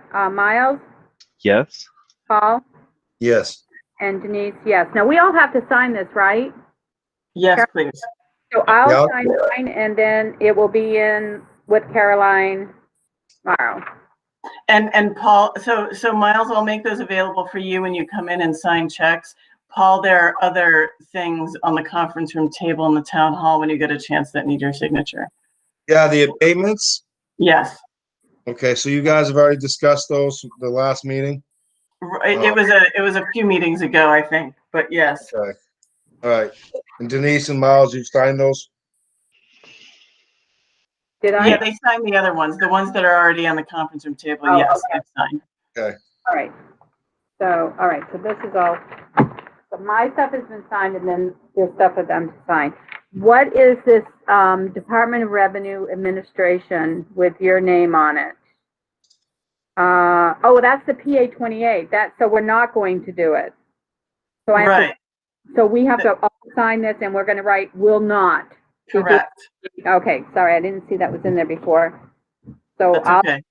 and then you guys will be signing it as well. Okay, and then I believe in your board folder, I'm hoping you will find the piece of paper, and if not, you all saw the letter from the assessor regarding the hospital for the 2019 tax year, not this tax year. But if you all recall, the hospital failed to file its nonprofit charitable exemption form in a timely manner last year, and therefore received a tax bill. They filed an abatement request that's automatically denied as of June 1st, and it's always been the board's will and expectation that the hospital would file, and it was always the consensus among the board that you would deny that request when it came. They are further disputing the value of the garage. This is just for the garage. The rest of the hospital is in Dover, but the parking garage is in Rollinsford, and they're disputing the value of the parking garage, in addition to getting a tax bill at all. So you all received a letter late last week from the assessor in response to the hospital. They're looking for this, the formal decision for their files, likely because they're going to appeal that to the Board of Land and Tax Appeals. So Denise, if you do not have that in your file, that's fine. And clearly I neglected to put it in there. But if somebody would want to move that you deny that abatement application, then I can make that available at Town Hall, and you all can sign that at your convenience. Yeah, I don't have it. Okay. Sorry I'll about move to move that forward. I'll second that. Okay, any further discussion? Hearing none. All those, Miles, Yes? Paul, Yes. and Denise, yes. Okay, so we'll come in and get it because it's not in the folder, Caroline. Okay, very good. Thank you. And so this leads us right to community input. Any community input? Yes, there is some community input. Hi, Robin and Lou. Hello, good evening. Hi.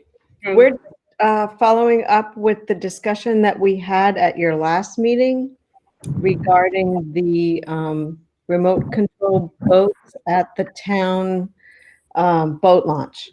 We just wanted to let you know that we have gone ahead and written to the American Legion and also the State Police Marine Patrol. And we have canvassed the neighborhood and provided all of the addresses you may be hearing from some of our neighbors Okay. regarding the boats on the Salmon Falls. Okay. I read the letter. I think it was probably for the state police. Okay. The one who wrote, very well written. Thank you for doing that. So we'll just wait to see what we hear back from them then. Is that right, Caroline? They did say they would let us know what happens at their meeting, but they were also pretty clear that, you know, this was only one person I spoke with, and they have a board who's going to discuss and decide this, but she didn't feel as though it was likely they would cancel the July 18th event because they felt as though that would be late notice to do that. So I don't know what they'll decide, but I just thought I'd add that. This is the Legion. The Legion, but she did Okay. indicate that they would let us know what they decide. I'm not sure when they're meeting. She didn't say. I'm not sure they had a date set yet. So, but last week we gave Chief Duchamp the direction to follow through on his side, correct? And also to look into what is it called? The decibel reader, something that reads the noise level. What is it called? I don't remember what it's called. Decibel meter. Yep. Okay. Is he pursuing that as well? He doesn't have a meter. I'm sorry that the screen froze there for a minute. So I lost you after you decided that Bob would. Well, I thought we discussed it at our last meeting that we gave him direction to look into getting one of those, getting pricing on one of those meters, so then they can actually do something that gives them the information they need in order to shut something down if it exceeds in the level. But is it because we also have to have a policy that says it cannot be? So okay, so.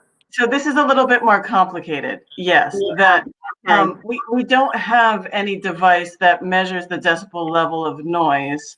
It's probably a good idea to have one, but the ordinance doesn't say what any particular decibel level is that meets an infraction. It's about noise being reasonable. So the chief is looking at another ordinance from a neighboring community that does specify decibel level. He's going to look at that language, propose something for the select board. He'll talk to the community about how that's going, how workable it is, to suggest if we might want to make further revisions from what they currently have in place. But that ordinance will require approval at town meeting. So that's not going to help for the 18th. It's not going to help for any time soon, but it could potentially help for next summer if the American Legion votes to allow these races to continue. Okay. So what we'll do is we'll keep it on our agenda as a placeholder. And as soon as we get information back from Bob, we will pursue looking at possibly adjusting the ordinance to help enforce this noise and water, whatever you're calling it, not to be able to happen here in our town. Yeah. Okay. So I guess that's our next step once Bob gives that information to us. But that is a on the ballot approval, correct? Correct. Yeah. It's not something, so that will not happen until March of next. Right, and the select board will have to have at least one public hearing prior to then. So it will come up, you know, people will have an opportunity to weigh in about it and discuss it before it ends up on the ballot. So whatever that decibel level is that's proposed, assuming that that's what happens, at that public hearing, the public could comment that they have done their own research and they find that whatever is proposed is too high or not high enough or what have you. And the board can take that into consideration, and we'll have an opportunity to revise it again before it's put on the ballot. But Mr. and Mrs. Marrow, if next year at the deliberative session in February, people can revise things on the ballot. So again, that decibel level or any other reference to what's in the language that you would have seen at the public hearing proposing the noise ordinance, modifications can be made by a vote on the floor at the deliberative session, and those changes would be reflected on what's put on the ballot for March.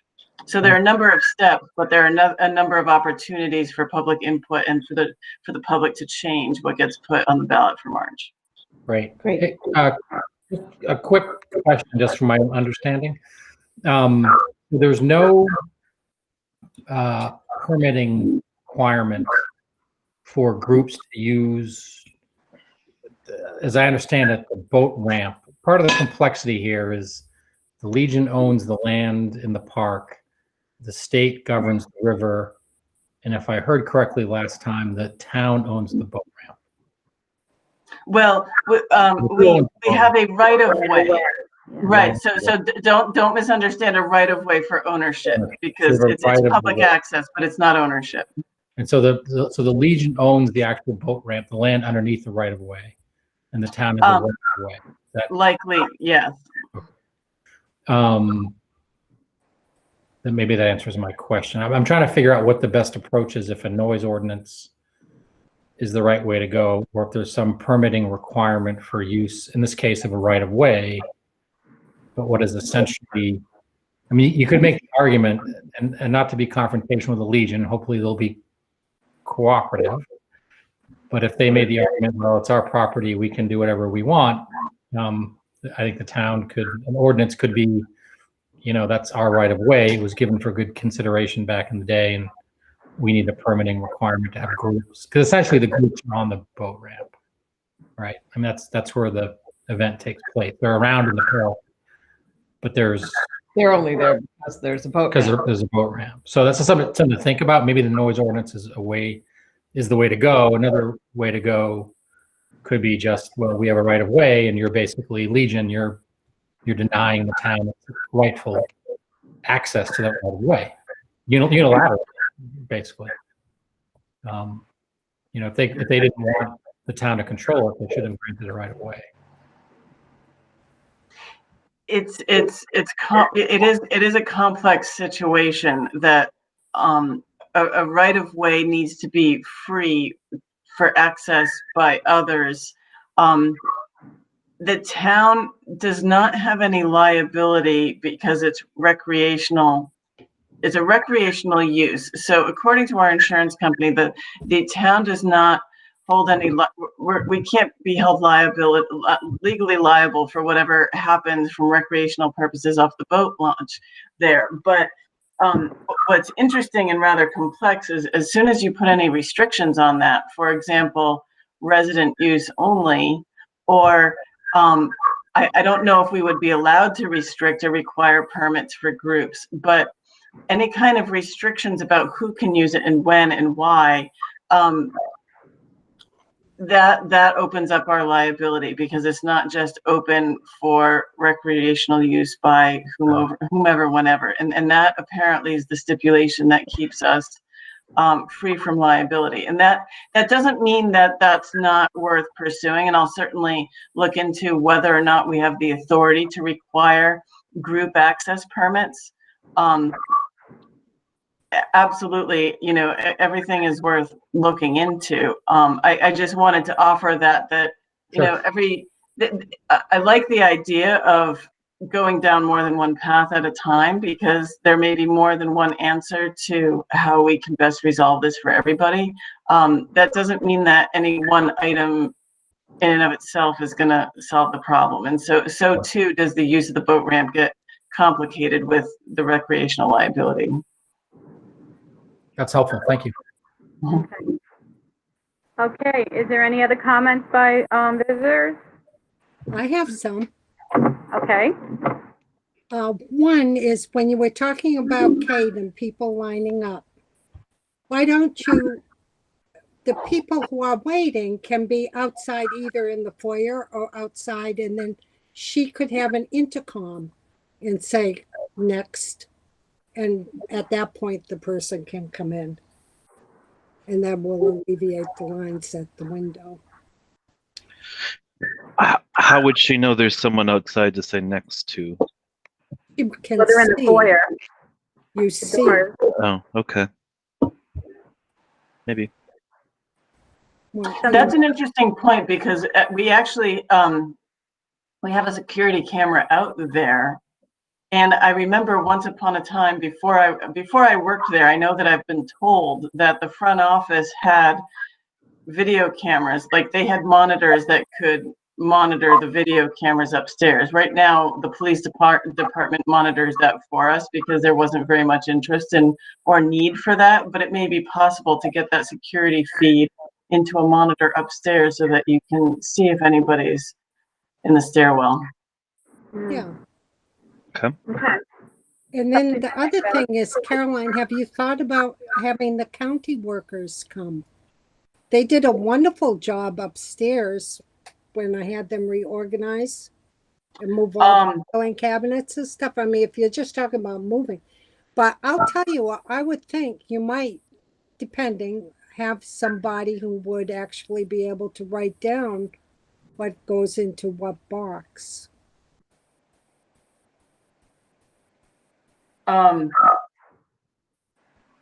You mean in terms of the files upstairs?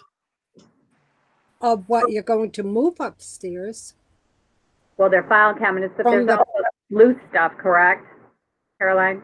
Well, it's really just a case of everything along this wall goes upstairs, and then we have some loose papers that need to be thrown in a box, and it's hard to label that because we don't know what these things are, and we can certainly try and say 6 full-size, subdivision plans or 8 ZBA cases or something like that. But Oh, you write down what cases they are.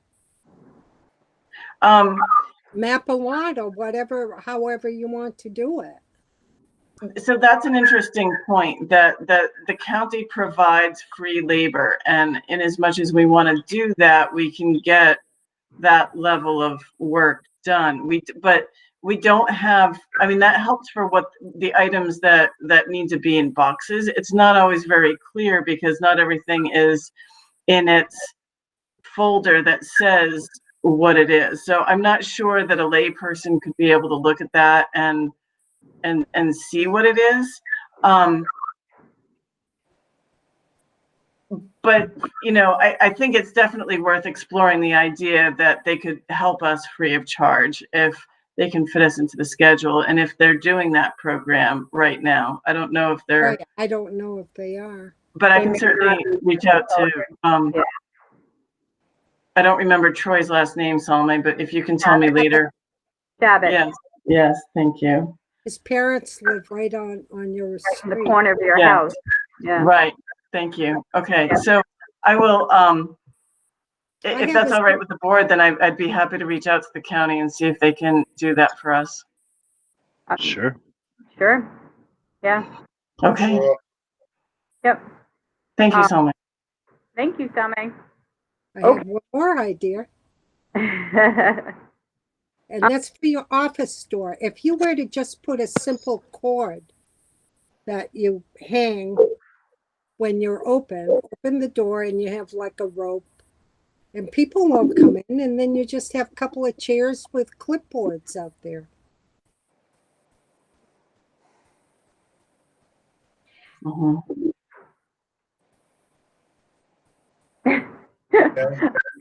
All right, well, we're gonna work it, it's a work in progress. Yeah, we'll work through it. Thank you, Salome. Okay. All right then, so, any other, Can I say one thing? yes, please? yeah, This is Nancy. Yeah. I just would like to know how I can go about disputing having an abatement taken off from my house. Nancy, I'm sorry that that hasn't been resolved for you, and thank you for saying that because I really thought it had been, but I will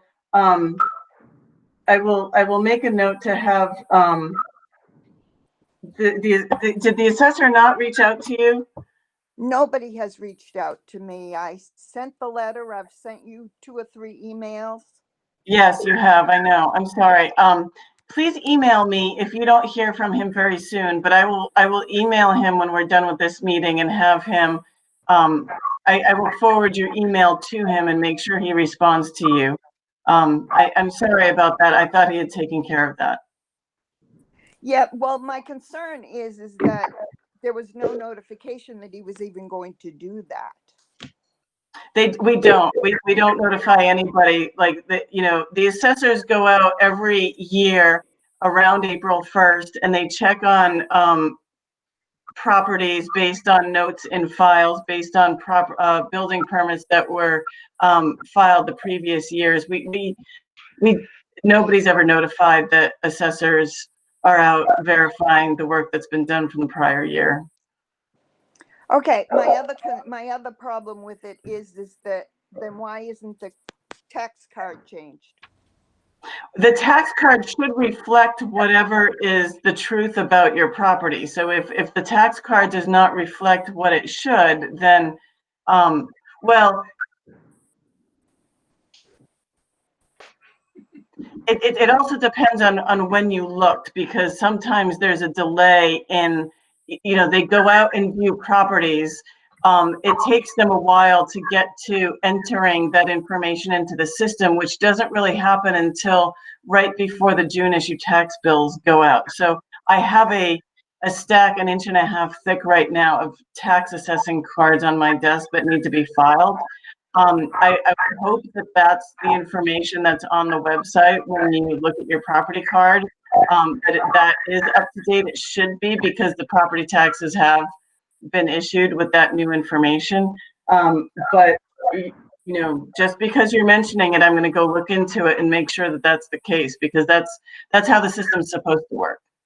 Yeah, because I sent you a copy. I copied it to you, the tax card that I took off from the site. Right. And when did you do that?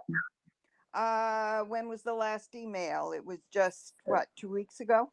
Yeah, okay. So I'll look into that, Nancy, and I'll have the assessor reach out to you tomorrow. All right, thank you. Thank you, Nancy. Okay, so that is it. I am entertaining a motion to adjourn. I move we adjourn. I will second that. All right, and we'll roll call. Miles, Yes. Paul, Yes.